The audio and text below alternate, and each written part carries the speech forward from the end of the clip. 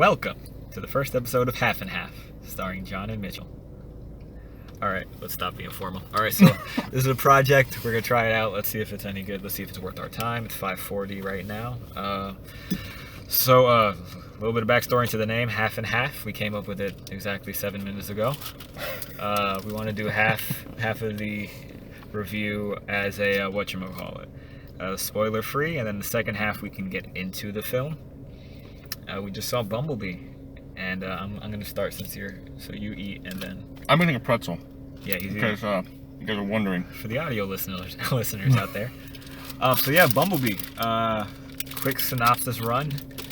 Bumblebee stars Haley Steinfeld as Charlie. It takes place in the Bay Area in 1987.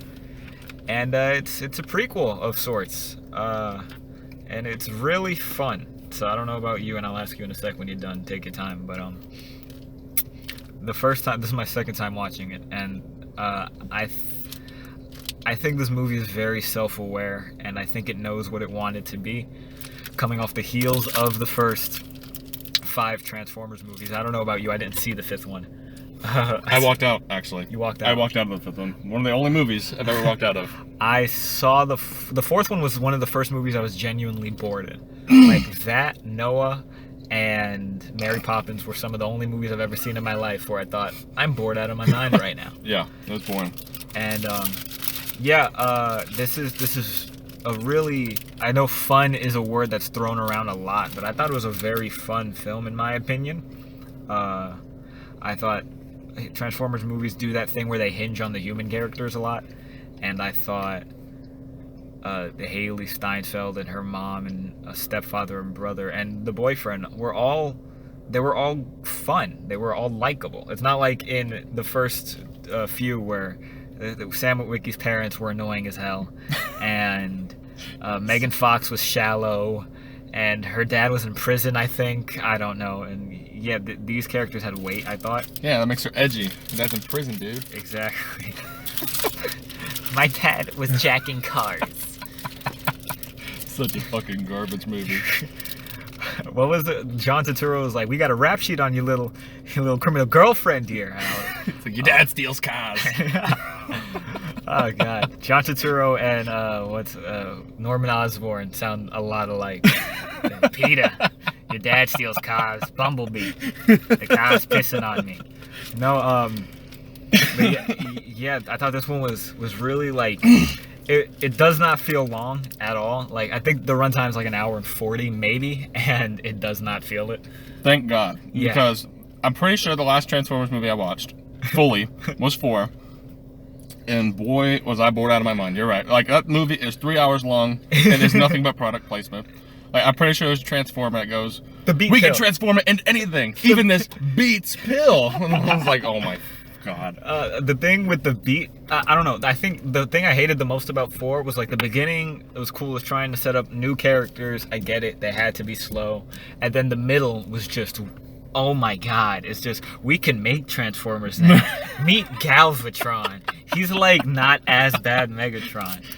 And then the whole, like the last act was just dinosaurs. And it was a mess. But this one, I thought it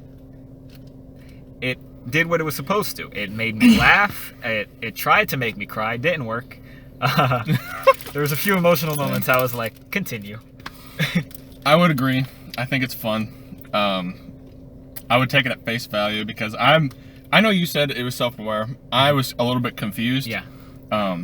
As far as the tone of the movie goes, I don't think the movie really knew what it wanted to be, because there's moments of genuine sincerity in this movie that are like pretty heartfelt and like they felt genuine.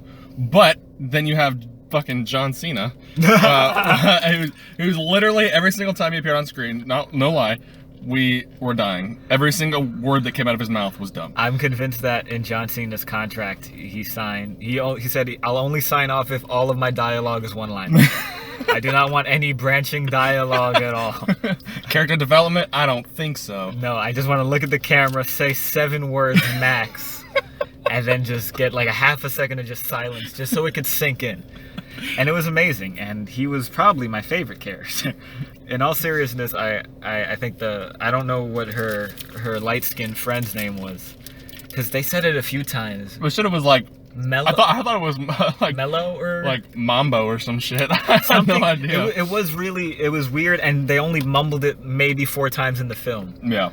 So I referenced him as light-skinned character, and I thought he was very good. He was funny. He was actually funny. Not Transformers funny.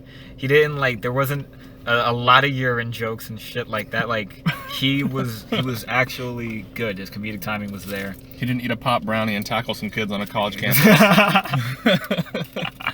He no, like his chemistry with Haley was actually there. Like it was leagues and bounds ahead of what Megan and Mr. Witwicky had. I would agree. Back in the day.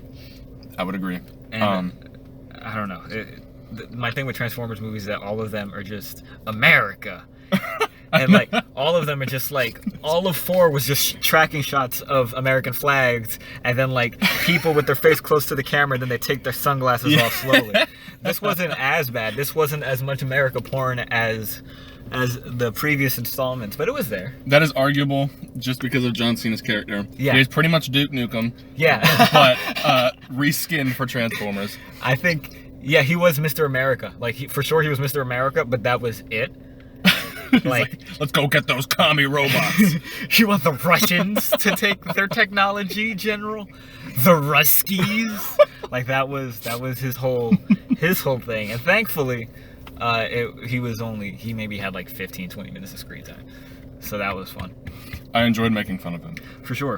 Like I would, the Transformers were good. Like the 2 villains whose names I don't think they said once, Red Car and Blue Car. They were the Red Car was voiced by Angela Bassett, and oh, was it? Yeah. I was trying to figure out who I didn't know the whole movie. The first time I was like, who is this? And then IMDb told me it was Angela Bassett, and yeah, she was cynical, and her voice was very soothing. Like she was trustworthy, you know. Mm-hmm. She tried to be, at least. There was one point I thought in the beginning, like Bumblebee was voiced by Kevin James. He was voiced by... It's Dylan O'Brien. Yes. O'Brien. The American assassin himself, Dylan O'Brien. Because everybody's seen that movie. I have 1.5 times. And no, it was... I thought he was fine for it. It was weird. I don't know. Like, I thought he was fine, and then when he became, you know... like, it was... It got the job done. I liked him more when he couldn't speak. Oh, for sure, and we can get into that in a sec. But ultimately, to wrap this up, I would definitely. I mean, this is my second time seeing it. I'm probably gonna take my brother to see it one day, or when it's available on DVD and Blu-ray, I'll probably cop it just to watch with him. I don't know about you. I personally give it probably B+ or an A-, just because of it. It was so self-aware. And yes, John Cena was a mess, but the pacing was not bad in this film. It was like a slideshow, essentially. Like, all right, we're gonna do this. All right, good, done. We're gonna go do this. All right, good, done. Next scene. Like, I thought it moved well. It was fluid. Everyone was genuinely funny. No really cringe moments for me personally. I would disagree. Coming back around to John Cena for a third time. He is like, if you've seen any of the other Transformer movies, Sam Witwicky level, or Sam Witwicky's parents, level of cringy. Like, it's bad. But this is where it comes back around to the tone. I couldn't tell if that's what they were going for, or if they're actually trying to make him seem like super serious military badass man, or I couldn't tell. But I enjoyed laughing at him. Exactly, as did I. I was laughing at him, and a few times I was laughing with him. But yeah, if they do another one, I want Haley to be in it. I could tell you that much. I do like Haley Steinfeld. I want everyone to be it, because even the parents were good. I think the dad was funny. The mom was there. She filled the slot of mother. Exactly. She maternal role cast it. The kid brother was funny. Yeah, I did like the kid brother. I thought he delivered on his comedy better than some of the other characters. But yeah, I would recommend going to see it at least once. It's very fun. It doesn't drag you through the mud like the last Transformers. There's very little lulls or like downtime. Yeah, something's always happening, and if something isn't happening, something interesting is going on at least. It doesn't feel like it's been 45 minutes. We gotta throw another action scene in there. Exactly. It feels like the plot is or the action is driven by the plot. Mhm. It doesn't feel out of place. I could watch those robots fight for the whole movie. Yes. If they made an hour and 20 minutes of just robots fighting, Yes. I would watch it And- because that was awesome. And bright side, this is not like the old ones where, like, I know Revenge of the Fallen especially, that one was, it was just gray things hitting each other. It was just Yes. gray CGI blocks smacking each Yeah. other. Whereas this one, they were brightly colored. You can tell the distinction between, oh, that one is definitely Bumblebee because he's yellow and short. That one is definitely Angela Bassett because tall and red. It wasn't just like, oh my god, a bunch of gray meteors and what side are they on? I think Optimus is dead over there. I don't know. Do you think they saw Venom and were like, we gotta add some color to these robots after they saw the think they gray s- goo hitting the black goo in the dark? I think they saw the first 5 of these films and were like, all right, something's different. Michael Bay had no input.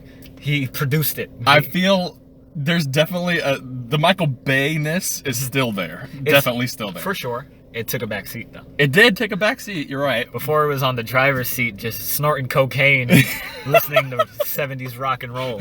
Now he's in the back seat and he said, hey, you might want to turn here. And then you turn there and then we got firework explosions. He's like, I don't want characters, I want lens flare. Only lens flare. Where's the American flag? No titties in this scene. More titties. But yeah, that's the first half of our half and half. All right, let's go into these spoilers. 3, 2, 1. All right, Cybertron. I want a whole movie about Cybertron. I think that the Cybertron stuff is really cool. Uh-huh. I did, as far as like the grayness, I might have to watch it again and really pay attention, but as far as you're going with the color palette on Cybertron wasn't great. Like It was at night though, to be it fair. was at night, Uh-huh. like most of the CGI in this film. Yes. The fight scenes anyway. Bumblebee is CGI throughout the whole movie, and it looks great. Uh-huh. But the robot fighting, I could watch a whole hour. Like Exactly. it's not boring. It doesn't look dumb. Like they did a good end fight very well. Yes. And it looked like somebody actually had done like motion capture and really choreographed these fights. Yes, I could agree. Yeah, there was a few times at the end where like they were doing like beak, sweep the leg, and grabbed her by Yes. the throat and said, "We're Yes. gonna take this water and we're gonna like it." And that was really dope. Yeah, 6:45 is when we're going. Okay. No, I think it did a great job of like the night, everything was at night, and that's the best way to disguise bad CGI. Absolutely, So it is. I get it. Like Never seen Venom, you know that.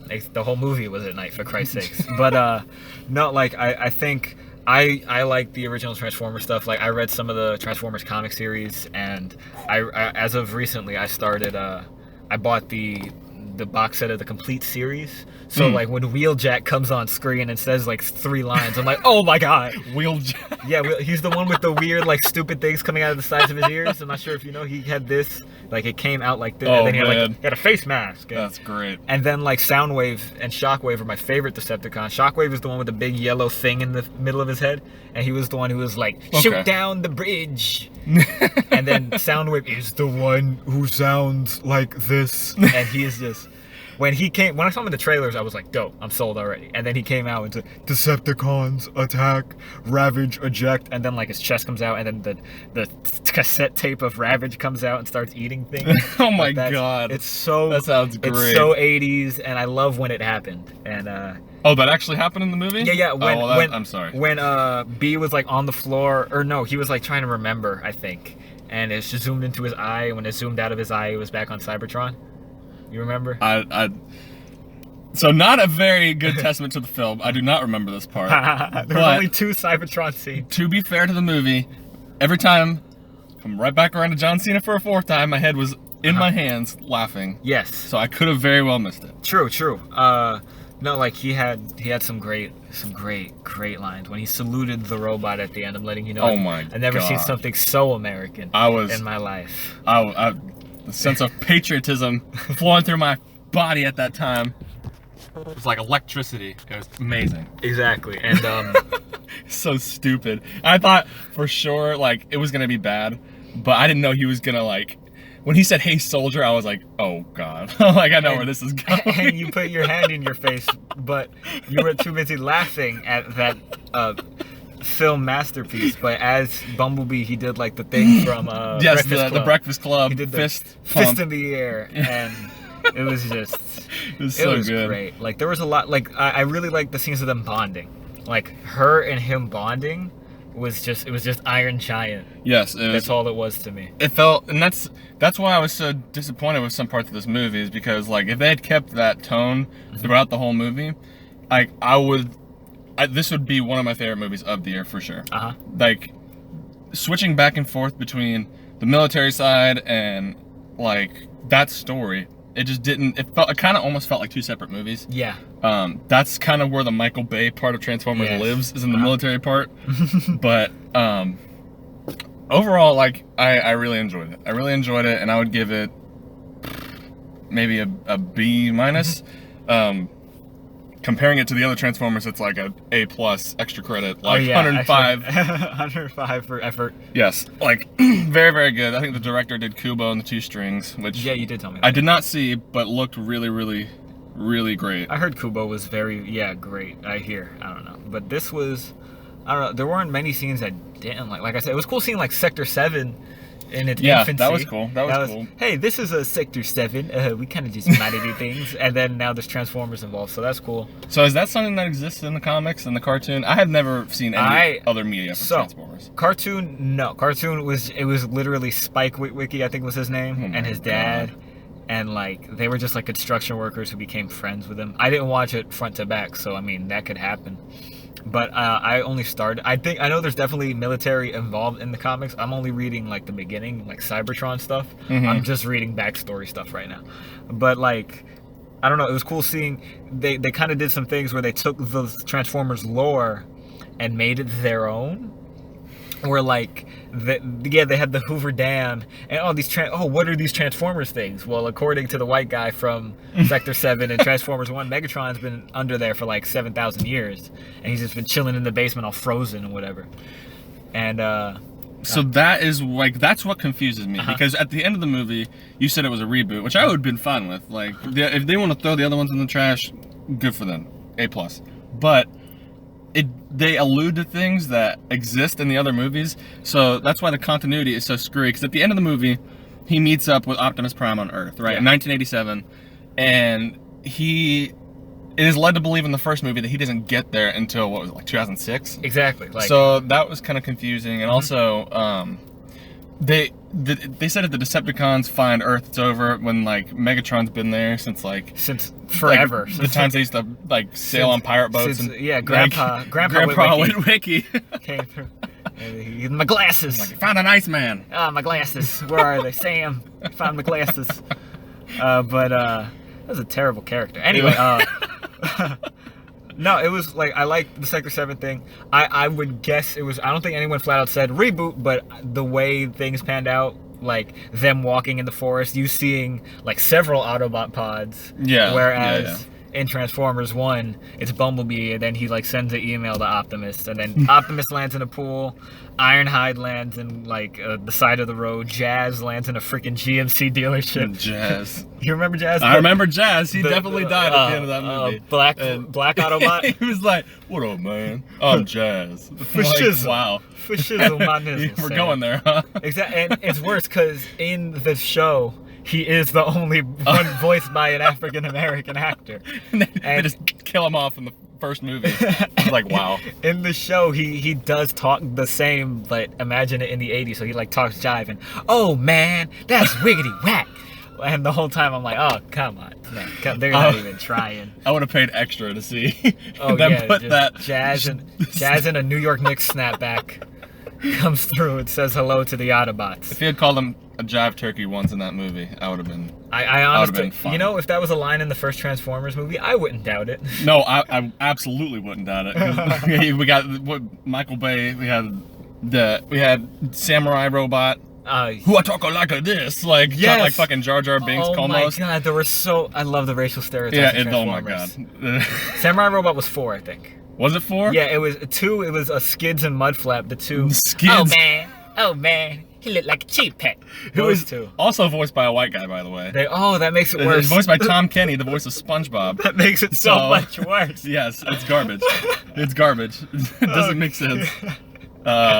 Terrible characters. There's some other. I think those are the only real racial Autobots I can think of. We had Beard Robot, John Goodman Robot. Oh yeah, wasn't that he like the Scottish The Scottish guy. Was he Ooh, Scottish? I remember one of them had a really heavy Scottish Jetfire. I think Jetfire was the Scottish one who just sounded like a 1830s Scotsman. That was great. All these movies blend together for Transformer movies are a lot like Lady and the Tramp, where I'm not sure if you've seen Lady and the Tramp, but every dog is just a racial stereotype. Like there's the Mexican Chihuahua. No way. There's the Scottish dog that wears a kilt everywhere, and like, oh, he talks like this, hey. And then Oh my god. And then yeah. You think Michael Bay had a hand in that? This is definitely where he got his inspiration. I'm letting you know. He saw Lady and the Tramp. He said that, but robots. But yeah, I love it. I loved this, and I loved how they tried to not pander to that same Michael Bay audience. Like, they tried their best to make this a movie. Absolutely. But they knew with our source material, this won't be great. So, John Cena, go salute that. and we're gonna go muddy up the continuity while we're at it. Like I said, if this is just a straight up reboot, I'm fine. I would prefer more movies set in that era, that late 80s, early 90s. Yeah. Personally, just because, like, I don't know, it's just, I think it would be better. My thing is, I don't think they can make a sequel to this movie because we are in spoiler, so spoiler. He leaves Charlie at the end of the movie. Yeah. And you don't care, by the way. And then he drives off with old Optimus Prime. And where are they gonna, like, I don't understand where they would go from that as far as the human-robot dynamic goes. Because the reason this movie was so good is because I cared about that relationship between Charlie and Bumblebee.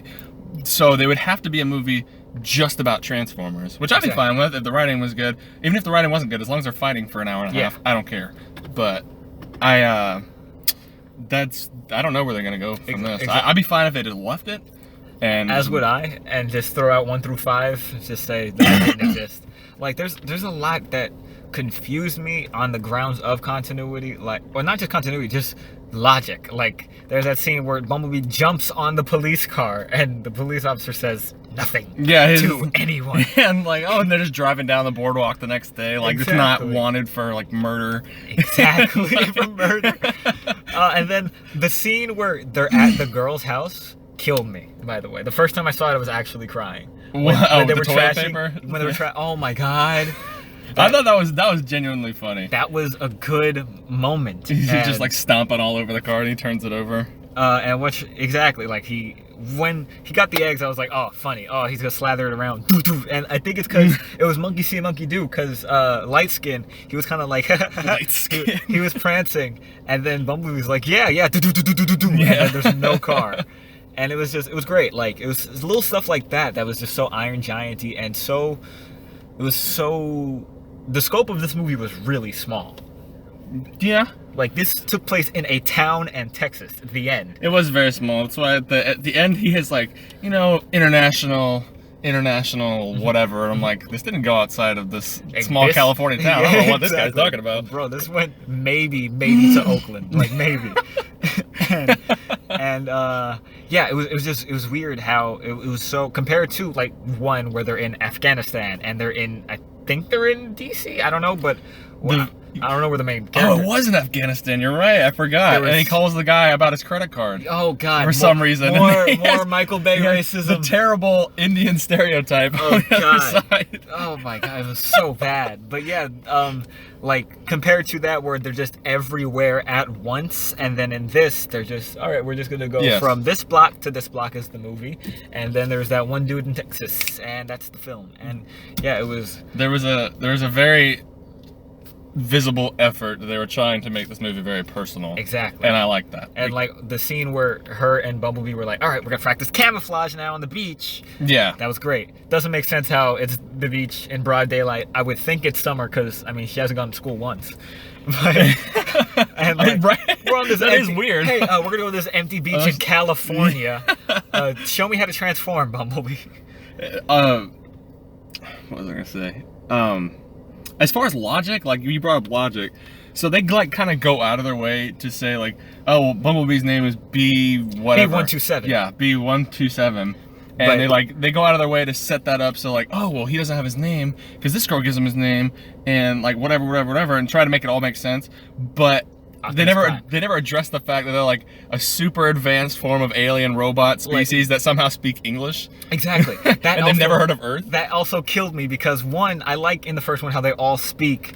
Yeah. And then when he asked Optimus, "Oh, the World Wide Web taught us English," like I thought that was cool. And yeah. World Wide Web. Also, I don't understand. Yeah, they were speaking English on Cybertron, whatever. But I don't like how B is the only one who's, "Hey, B127, you stay here. Optimus Prime, Wheeljack, Ratchet, come with me." Like it was. Right. Everyone is on a first name basis with everyone, and then we got this grunt in the background who's going by a call sign. He's like, "I'm mountain climber" or whatever. The guy who got split in Cliff half. jumper. Cliff jumper. That's what it was. I'm Cliff Jumper. Stupid. Not C1764. I am Cliff Jumper.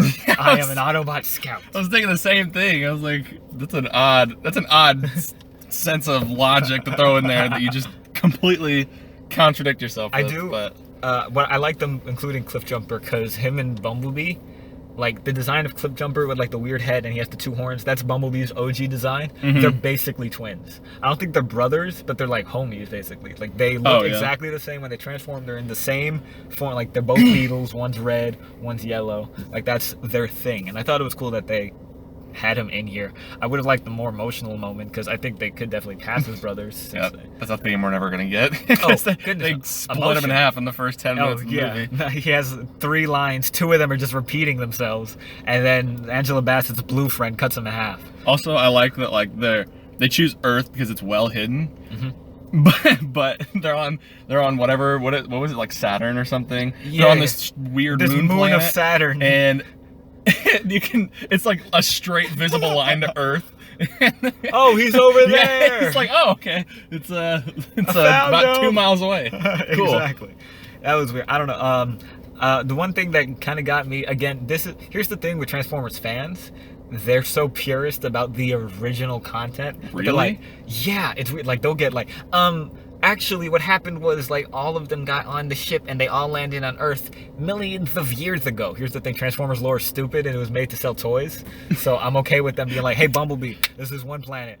We're in Cybertron. This is like forever ago. So you're like, you go find it. It's quiet. No one's gonna think to go to this blue ball 7 trillion light years away. Have fun." And then he gets there and there's already like a Decepticon like, "What's up?" He's just leaning on his car. He's like, hey, nerd. Where you been, nerd? Where's your boss? And then, yeah, by the way, that wasn't Starscream. I'm not sure if I thought it was Starscream. Yeah, so they're like, oh, get off this planet with this rocket. And then I'm like, aren't there Transformers that can fly? Why doesn't he just send one of the ones that can fly? Exactly. Why did he send them in a pod? Hey, Jetfire, you go. We're going to keep this one who has wheels on the ground. Stupid. I mean, I enjoyed the movie a lot. Part of the reason why I was kind of pulled out of it was the theater we were in. Yeah. First of all, somebody kept it 97 degrees, so I was it was hot. Sweating the entire time. I'm wearing a soccer jersey. This thing is breathable, and I was sweating. I think that the original Transformers fan base just crowded that whole theater because the whole movie they're like laughing at it must have been inside jokes because I have no idea what they're laughing at. I was telling you, there's a scene where she has to do a dive jump because she's a diver and that's important. By the way, I'll get to that in a second. That is one of my favorite moments. I'll get to that in a second, but when he smacks her with the door, he plays "You Got the Touch," and that's like the song from the original Transformers movie.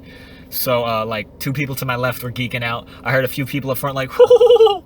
like stroking their neck beards and twirling their greasy ponytails as they were playing that song. But on the grounds of diving, I hate dive from my dad. My dad, I haven't dived since. I had to give up diving.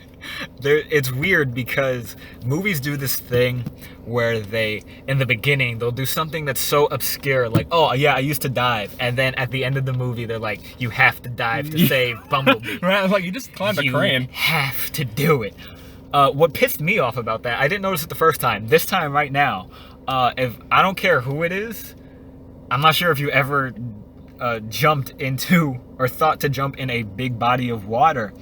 but there's like a lot of down wires in there. Yeah, that's what I'm saying. There's like there's There is. rebar and debris. And also, what is she gonna do when he gets down there? Pull him up? He's a huge robot. I never she dives down and there's like garbage and like I said, just live wires just going rampant everywhere and oil and God knows what else. And she just jumps in to like touch B on the forehead and say a prayer or something. And I was It's the kiss of life, dude. Exactly. Fast and Furious has taught me anything. It's that. If the Fast and Furious and Snow White have anything in common, it's that love conquers death. That's not how your body works. I'm sorry. But no, I remember I grew up in South Florida, so like they were always like, when hurricanes came, hey, don't jump in big bodies of water. There could be down wires. Careful, glass. No, this bitch is like, watch out. She's like, this one's for you, Dad. And she looks at the camera and Dive right in, hits her head on a piece of concrete, movie over. Yeah, she jumps into the shallowest part, cripples herself. Also, like, the one thing that kind of pulled me out was the bullies. I still don't really think that felt super Michael Bay to me. That's why I said it was so 80s, because they were 80s, like twirling your hair or like twirling your gum and all that, and they all had like the bright ass eyeliner. And I thought that was very, like how I said, self-aware of, we're just gonna make the 80s-est villains we could possibly make. I mean, you can, and that would be fine. I'd be fine with a self-aware movie, but you can't mix that with the tones of Charlie and Bumblebee's thing, because you take these super cartoony, dumb bullies, and then you put them in a moment where the bullies are talking about her dad, and you want to take it seriously, and you're like, no, I can't do that. It's like having it's conflicting in tone. It's like having the Deadpool 2 scene in the prison in Shawshank Redemption. Yeah, like it's just exactly. It's oh, I know that kid. It's like putting a Kanye West song in the Assassin's Creed trailer. Exactly. Like it's very much. Okay, we're gonna cry now because me and my dad used to do this Corvette, and then we got these wild and wacky girls over here saying, "Hey, remember your dead dad? Maybe he could buy you a car." Like, she's like, you remember when you told you called him light skin? You told light skin, where's your hairnet? It's sweet burn. Oh, exactly. This movie was just riddled with sweet burns. Whoa, watch out. And his retort was actually funny, which is what hurt me. He's like, really good. He had some really funny stuff. I think I liked him as a kid. I don't know what she has been other than Edge of 17 and Pitch Perfect, but I hope she gets oodles of job offers after this. Same with light skin. I think she was in a movie called Barely Lethal. What? Get it? Because it's barely legal. Yeah. Is I didn't see it. It looks like garbage. I saw it on her MDB it's a thing. filmography. It's a thing. Yep. It's a thing. Would be probably the worst movie we have ever seen. But that's besides the point. No, this was solid, and I thoroughly enjoyed it. And you said you give it like a B-. I'll give it a B- just because like I did think it was kind of confused about what it wanted to be at some points in the movie, and I mean, that's pretty much my only criticism, besides the fact that it's 1987. Yeah, they made damn sure you knew it was 1987. Exactly. They're like, all right, guys, so we put the title card 1987, right? And then that should have been it, but then they went, all right, now we're gonna make her wear a band T-shirt in every single scene. Yes. We're gonna have 80s music. We're gonna have pictures of Ronald Reagan. Yes. Like a little bit of Breakfast Club. Just like they're just gonna play the end scene like 4 times max. That's all we have to do. Like it wasn't very subtle. They kind of just rammed it down your throat. Like this is 1987. Don't forget. I'm like, I have it. I promise. But yeah, that's about it. I'd give it, like I said, a B+ to an A-, just because I have a personal connection with the Transformers. I've been a Transformers dork for a while, so I seeing it done right, I was like, all right, about damn time. Yeah. Now to erase the other 4 mistakes. Right. I mean, I'm one of the few people that actually really enjoyed 1, 2, 3. Yeah, I think 3 is the strongest in my opinion, but go on. But 4 is like, it's like almost unforgivable. Yeah, like, for sure. It's so boring, and it's. How do you take Marky Mark, who's an action star, and put him in like such a gray, like boring movie? Like the best part about Transformers, the old ones, was the big giant robot fights, and I think there was like maybe 10 minutes of that in the other ones. Exactly. And it was garbage. Exactly. But this one is like way above it. I think they did a really good job. Highly I would go recommend see it. it again. Yes, I highly recommend it. Especially if you have a younger sibling. Like, I think this will do great with the younger audience. I think that if you have a Dolby theater near you that is playing this movie, for sure, it would be amazing. Like, Yeah. I wanted to see this movie in Dolby, but they had Mary Poppins in Dolby. Why do you have that in Dolby? Because it's Disney. So you could really hear Mary Poppins' vocal cords. I want to see Mary Poppins' face on a 40-foot tall screen. Exactly, and I want my seat to rattle every time she says a spoonful of sugar. There's 60 speakers pointing right at your face, and they're a spoonful. Oh God! But it was very good. Go see it in theaters for sure. For sure, and that's a wrap.